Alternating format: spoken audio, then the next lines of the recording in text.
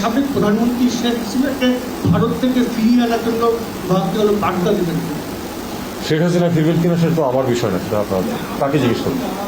এটা যদি আমাকে আইন মন্ত্রণালয় কখনো বলে, এটা আমার বিষয় না।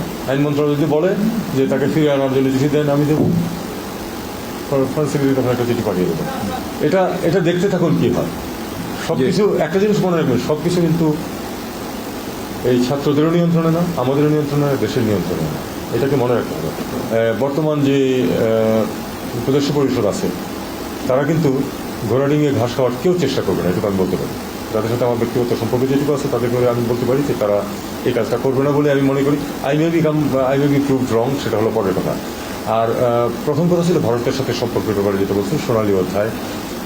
এখন মুশকিল হলো তো আমি অনেক কথা বলেছি বিভিন্ন সময়, সেগুলিকে কন্ট্রাডিক্ট কী করে করি।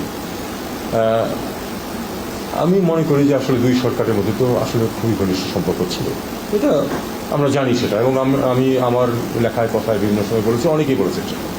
তো এখানে একটা বার্তা যেটা ছিল, ঠিক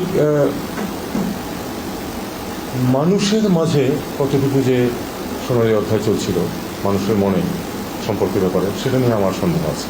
কাজে আমরা চেষ্টা করবো যে আসলে সম্পর্কটা শুধু দুটো দেশের মধ্যে না, দেশের সরকারের মধ্যে না, দুটো দেশের সার্বিক যে অস্তিত্ব, তার মধ্যে মানুষ খুব গুরুত্বপূর্ণ। মানুষ যেন ভাবে যে ভারত আমাদের খুব ঘনিষ্ঠ বন্ধু, আমরা এটাই চাই। বাংলাদেশের মানুষ যেন ভাবে যে ভারত আমাদের অত্যন্ত ঘনিষ্ঠ বন্ধু, আমরা সেদিকেই সম্পর্কটা নিয়ে যেতে চাই। এবং আমরা চাইব যে ভারত আমাদেরকে সেটাতে সহায়তা করুক।